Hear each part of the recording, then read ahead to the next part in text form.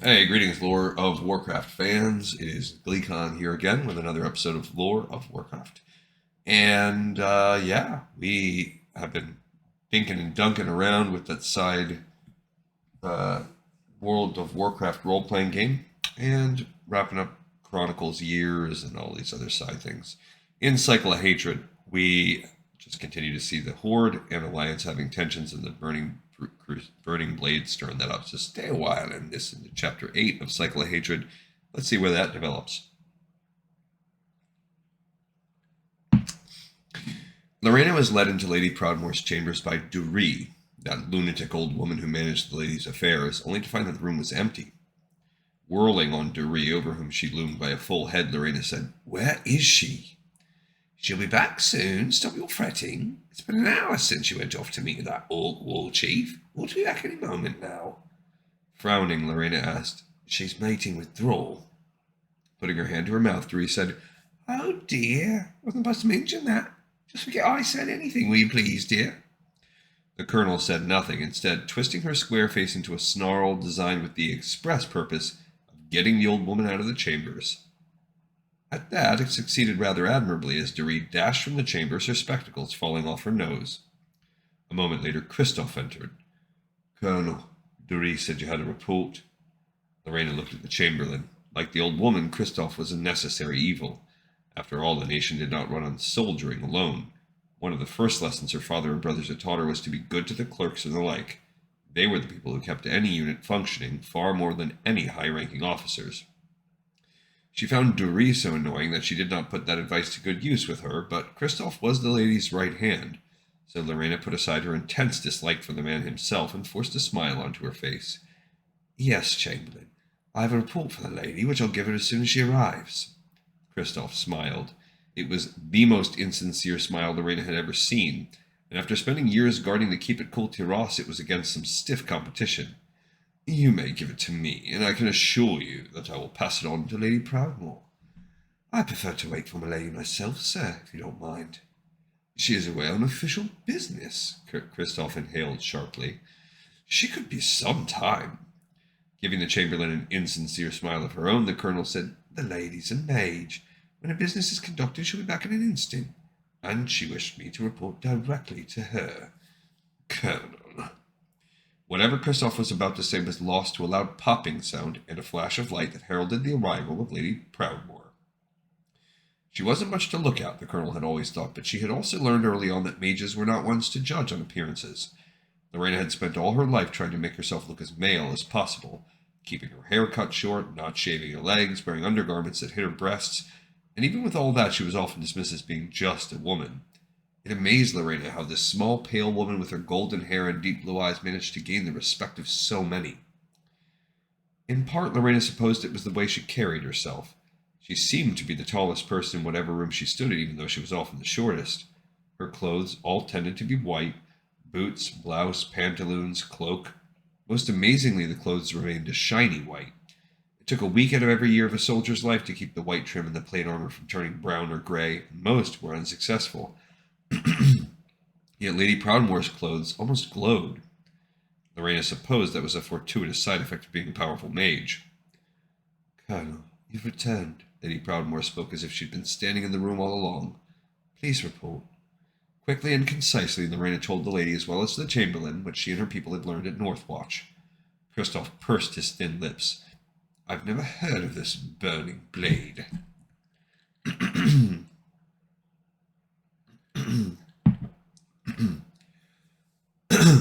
"I have." The lady had flipped back her hood, letting her golden curls loose, and sat at her desk while Lorena was giving her report, and she now put a finger to her chin. "There was an orc clan by that name, but they've been wiped out. Some of the elite guard have mentioned it in passing." Lorena didn't like the sound of this. It was one thing for Strav to have heard of it, but if rumors of this organization were reaching the lady's personal guards, then something was amiss. "These were orcs, ma'am. That much I'm sure of." Sorry. "All were made to look like orcs," Lady Proudmoore said. "They obviously had use of magic, which is vexing enough, and therefore could have been deliberately masking themselves. After all, an unprovoked attack on human soldiers by orcs would do much to destabilize our alliance." It is also possible, Kristoff said, that these are orc agitators who are using this extinct clan for their own purposes. Lorena shook her head. That doesn't explain how Private Stroll's brother heard of them in a Theramore tavern. The lady nodded, her thoughts seeming to turn inward as if she forgot there were others in the room. Lorena had known few wizards in her time, but they all had a tendency to wander mentally.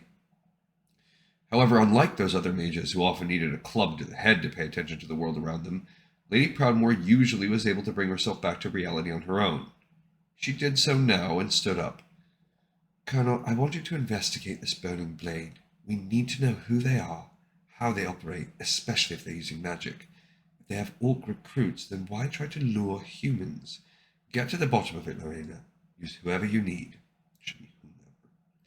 Standing straight, Lorena saluted. Yes, ma'am. Kristoff, I'm afraid I'm going to need to depart immediately.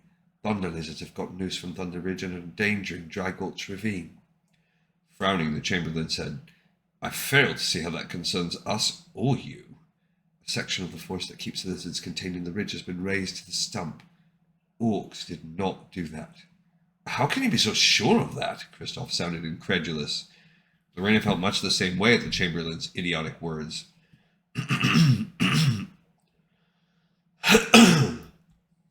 It can't possibly have been orcs. Realizing she spoke out of turn, she shot Lady Proudmoore a look. I'm sorry, ma'am. Smiling, the lady said, Quite all right. Please, continue. Looking back at Kristoff, Lorena said, Even when they were cursed by the Burning Legion, orcs would never do such a thing. Orcs have always had a reverence for the land that frankly borders on the psychotic. Except for when they're chopping up Ashenvale. I don't buy it. Lady Proudmoore chuckled. Actually, I'd say that the human proclivity for abusive nature is what borders on the psychotic. But the Colonel's point is well taken. Orcs simply aren't capable of doing that, especially given what would happen with the Thunder Lizards. That leaves the trolls who have ceded themselves to Thrall's rule, the goblins who are neutral, and us, allies of Durotar, she sighed. In addition, there is no sign of the lumber that was cut down. It had to have been transported, but there are no reports of any convoys by air or land, which means magic. Not liking the sound of that at all, Lorena asked, Ma'am, do you believe the burning blade had something to do with it? After hearing your report, Colonel, I'm very much inclined in that direction, and that's what I want you to learn. Kristoff folded his spindly arms over his small chest. I fail to see how this requires your being away from Theramore. I promised Thrall I would investigate personally, she smiled wryly. Right now, I'm his best suspect for performing this act, since cutting down the trees and teleporting them elsewhere in Kalimdor is well within my abilities. What better way to prove my innocence than to learn the truth myself? I can think of several ways, Kristoff said sourly. Lady Proudmoore walked around to the other side of her desk, standing face to face with her Chamberlain. There is another reason. It's quite possible that magic is afoot here. Powerful magic. If there is magic of this much power on Kalimdor, I need to know who's wielding it, and then why the mage in question has remained secretive. If magic is involved, Kristoff sounded so petulant Lorena wanted desperately to punch him. However, he then let out a long breath and unfolded his arms. Still, I suppose that is a legitimate concern. At the very least, it does need to be investigated. I withdraw my objections. Dryly, the lady said, I'm so glad you approve, Kristoff. She walked back to her desk, rummaging through the pile of scrolls. I'll depart in the morning. Kristoff, you will handle things while I'm gone, as I'm not sure how long this will take. You'll be empowered to act in my name until my return. Turning toward Lorena, she added, Good hunting, Colonel. You're both dismissed. Lorena saluted again, turned on her heel, and departed. As she exited, she heard Kristoff start to say something, but the lady interrupted. I said you were dismissed, Chamberlain. Of course, ma'am. The Colonel couldn't help but smile at the peeved tone in the Chamberlain's voice. There were times when Jaina Proudmoore really hated being right. Being wrong was never something that bothered her, and she mostly blamed Antonidas for that. Her mentor had drummed into her from the moment her apprenticeship started that the worst sin a mage could commit was arrogance, and also the easiest. With so much power at your command, literally at your fingertips, it is easy to be tempted to think that you are all-powerful, the older wizard had said. Indeed, it is so easy that most wizards succumb to the notion. It is one of the reasons why we are often so tiresome. That last had been said with a small smile. You are not like that, though, are you? Jaina had asked. All too regularly, had been the mage's reply. The trick is to recognize the flaw in yourself and work to correct it. Then her mentor had told her of mages past, such as Egwin and Medivh, the last two guardians of Tirisfal, both of whom had let their arrogance be their downfall. Years later, Jaina would work alongside Medivh and see that he had at least redeemed himself. His mother Egwin was less fortunate. The first female guardian and someone Jaina had admired for most of her life, her one mistake in her centuries as guardian was to believe herself to have defeated Sargeras. In fact, she destroyed only his avatar and allowed the demon to hide within her soul, remaining there for centuries until Egwin sired Medivh, and then Sargeras moved to him. Medivh had been the vessel for Sargeras' invasion and for the orc's presence in this world, all because Egwin was arrogant enough to believe that she could have defeated Sargeras alone. Jaina had taken those words to heart and so always doubted her own surety. She still admired Egwin. Without her blazing the trail, the only response to Jaina's attempts to study magic would have been laughter, instead of the swayable skepticism she was met with. And she had swayed Antonidas. Now, I don't know if that stays part of canon, that Egwin was the only female guardian. Sometimes that self-doubt worked against her. She hadn't listened to her instinct that Arthas had turned for far longer than was wise, given Arthas' descent, and she always wondered if things would have been different if she'd acted sooner. But mostly, that had served her well. It also made her, she hoped, a wise leader to the people of Theramore. When Thrall had told her of the destruction of a section of the forest that surrounded Thunder Ridge, she had known immediately that magic was at work, and powerful magic at that. She had hoped, however, that she was wrong in that assumption. That turned out to be a forlorn hope. She went straight to the forest in question from her chambers in Theramore, and as soon as she materialized, she could practically smell the magic. Indeed, even without her magically enhanced abilities, she'd have known that magic was afoot here. Before her was a range of stumps stretching almost as far as a human could see, before disappearing over the hill that led down the ridge. The top of each stump was a perfectly straight line with all the surrounding ones. It was as if a giant saw had gone through all the trees at once. More to the point, the cuts were all completely even with no flaws or breaks. One could attain such a level of perfection only with magic. Jaina knew most of the mages who still lived. The few besides herself who were capable of this were not on Kalimdor. What's more, this magic didn't have the feel of any of those she knew. Every wizard wielded the forces of magic differently, and if one was sensitive enough, one could tell the differences from one mage to the next. This felt like no mage Jaina knew, and it gave her a mildly nauseous feeling which led her to think that it might well be demonic magic. The nausea didn't necessarily mean demonic magic, of course, though the presence of the Burning Legion's wizardry had always made Jaina ill, but so had Kel'Thuzad's when Antonidas first introduced them in the third year of Jaina's apprenticeship, and that was when the Archmage was one of the finest mages in Kirin Tor, long before he turned to necromancy and became a servant of the Lich King. Besides which, the source of destruction was of less import than its result. Thunder lizards were now roaming unfettered through Dry Gulch and possibly beyond. Jaina needed to find a remote place to relocate them where they wouldn't rampage all over the farms and cities the orcs had built here. Reaching under her cloak, she pulled out the map, one of two items she had taken off the mess on her desk. She had decided upon the Bladescar Highlands as the ideal place to relocate the lizards. Located in the southern portion of Durotar, due east of Ratchet, the highlands were remote, separated from the rest of Durotar by mountains that the thunder lizards would be hard-pressed to navigate. Plus, the region had plenty of grasslands for them to graze, room for them to stampede to their heart's content, and a mountain stream that was almost as big as the river they had use of in Thunder Ridge. The lizards would be safe, and so would the population of Durotar.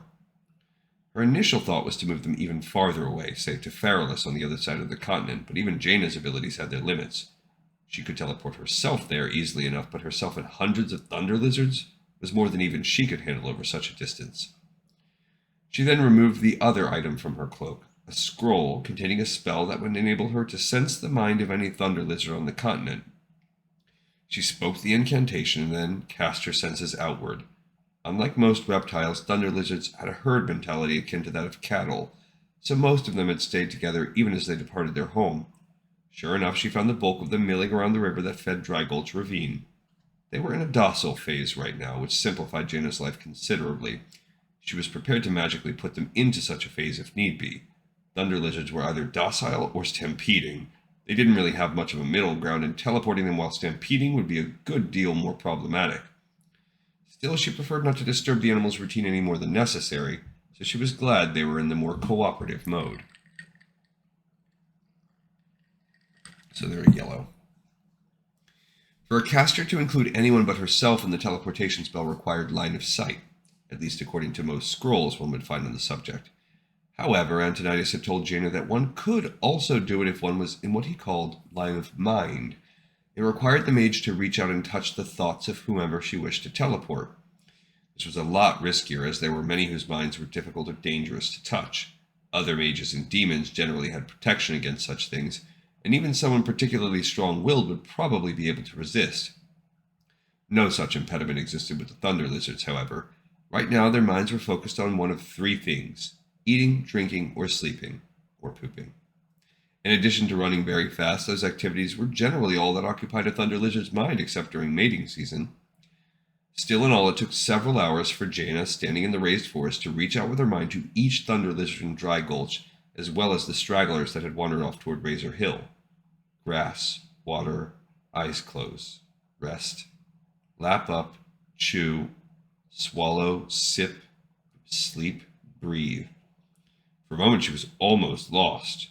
True, the lizard's thought patterns weren't complex, but there were hundreds of them, and she found herself overwhelmed by their instinctive need to eat and drink and sleep. Gritting her teeth, she reasserted her own self over that of hundreds of Thunder Lizards. She then started to mutter the incantation for the teleport spell.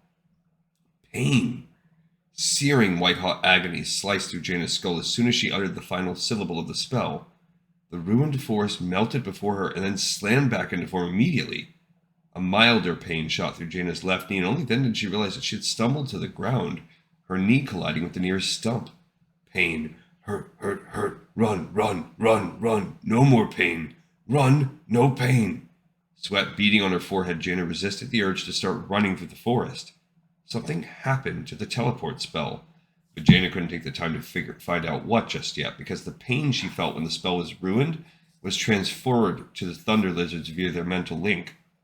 It was serving to put them into a stampeding frame of mind, and she had to stop them before they ran through Dry Gulch again. Every instinct screamed for her to break the link, as holding back the urges of the now agitated lizards was like trying to hold back the ocean with a broom. But the only way to calm them was to keep the link. Closing her eyes and forcing herself to focus, she cast a spell that Antonidas had said was specifically written to calm bucking mounts.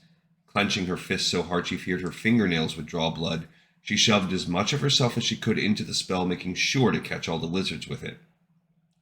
Moments later, they were all asleep. Jaina barely managed to break the mental link before she herself also succumbed. Her own fatigue was doing it enough without adding the lizard's magically induced naps. Her limbs ached and her eyelids felt heavy. Teleport spells were draining under the best of circumstances, and both the volume she was trying to move and the spell's violent end made these circumstances far from the best. Jaina wanted nothing more than to lie down and join the lizards in their slumber, but she couldn't afford that. The spell would only keep the lizards asleep for 6 hours, possibly less because the spell was so diffuse. She had to find out what there was in Bladescar that kept her from completing the spell. She sat folding her legs together, letting her hands fall limply to her side, and controlled her breathing. Then she once again cast her senses outward, this time toward the Bladescar range, specifically the small area in the center of the mountainous region. It didn't take her long to find what she was looking for. Someone had put up wards around the entire highlands. From this distance, Jaina could not pinpoint the type of magic being used, but the wards were precisely the type designed to, among other things, disrupt teleportation spells in order to keep whatever was inside the wards protected. Jaina stood and collected herself. She was about to start the teleportation spell that would bring her to Bladescar, then stopped herself. Reaching into the small pack attached to her belt, she took out some jerky. Another of Antonidas' earliest lessons was a reminder that magic used the body, and the only way to replenish the body was to consume food. More wizards, he had said, have wasted away because they were so busy exploring the wonders of magic that they forgot to eat. Her jaw aching from chewing the tough dried meat, the newly refreshed Jaina then cast a spell that would take her to a spot just outside the wards placed around the highlands. The one flaw in her plan to eat before teleporting was that the stomach rumbling she often felt as a side effect of the spell were far more pronounced with undigested food still in her belly. But she pushed past the effect as she stood on the steep incline that more or less demarcated the beginning of the highlands. Below and behind her was a sheer cliff. In front of her was the slanted grasslands. There was barely enough room to stand. Of course, the wards were invisible to the naked eye, but Jaina could nonetheless feel them. They were not particularly powerful, but they didn't really need to be. In fact, if the object was to hide someone or something, which Jaina was becoming more and more convinced was the case here, it was best to keep the wards at a low level. Too powerful, and they would be like a beacon to any mage. This close, Jaina also recognized the flavor of the magic that had cast these wards. She last felt it in the company of Medivh during the war. This was Tyr's fallen magic. But all the guardians were supposed to be dead, including Medivh, the last of them. Removing the wards, now that she knew they were there, was but the work of a gesture. She then walked ahead and started to explore the highlands, pausing to put a concealment spell on herself so she could move about undetected. At first it was just as she expected. Grasslands dotted with fruit-bearing bushes and the occasional tree. A wind blew in off the great sea, funneled by the mountains, billowing Jaina's white cloak behind her. It had been cloudy back at Thunder Ridge, but the highlands were above the cloud line, so it was bright and sunny here. Jaina cast her cloak's hood back so she could enjoy the feeling of the sun on her face. Soon she came across the first sign of whatever was hiding. Several of the bushes had had their fruit picked recently. As she continued to walk uphill, she found a well that had been built with some firewood stacked next to it. On the other side of a large tree, she saw a large hut. Rows of plants, vegetables mostly, and some spices were planted in an orderly manner in an area behind the hut that was more or less level. A moment later, a woman came into view. She was dressed only in a threadbare light blue linen dress. Her feet were bare. Her gait was steady, and as she approached the well, Jaina saw that she was unusually tall for a woman, certainly taller than Jaina herself. In addition, she was unmistakably old. Wrinkles marred her face, which Jaina thought must have once been beautiful. The woman had white hair held in place with a tarnished silver diadem, and the deepest green eyes Jaina had ever seen. They matched the cracked jade pendant she wore around her neck. Suddenly, the hairs on the back of Jaina's neck stood on end as she thought she recognized the woman. They had never met, of course, but she'd read descriptions during her apprenticeship, and all the accounts made mention of her great height, her blonde hair held simply with a silver diadem, and her eyes. Everyone was sure to mention those jade eyes. Certainly, if it was her, it explained the wards, yet she was supposed to have died long ago. The woman put her hands on her hips. I know you're there, so you might as well not waste that concealment spell. She shook her head as she moved to the well and lowered a bucket by letting down the rope hand over hand. Honestly, they don't teach you young mages anything these days. Violet Citadel's gone to pot. That's the truth. Jaina dropped the concealment. The woman barely reacted beyond making a tisk noise while lowering the rope. My name is Lady Jaina Proudmoore. I rule Theramore, the human city on this continent. Good for you. When you get back to this Theramore place, work on that concealment spell. Could hide from a bloodhound with a cold with that thing. Her mind reeling, Jaina realized that this woman couldn't possibly be anyone but who she thought it was, impossible as that might have been. Magna, it's an honor to meet you. I thought that you were dead. The woman snorted as she started pulling the rope back up her mouth, showing the signs of the greater strain of lifting a water-filled bucket. I am dead, Lady Jaina Proudmoore. Of Theramore, or as close as it makes, no, never mind. And don't go calling me Magna. That was another time and another place, and I'm not that woman anymore. Title is not one you lose, Magna, and I cannot bring myself to call you anything else. Balderdash! If you're going to call me anything, call me by my name. Call me Aegwyn. That's who I thought it was. I figured it was Aegwyn, but what's she doing there? Interesting. All right, cool. Thank you, everyone, for traveling through this episode of Lore of Warcraft with me. I hope that you enjoyed it. I hope it was a good one. This episode is in the pipe 5 by 5.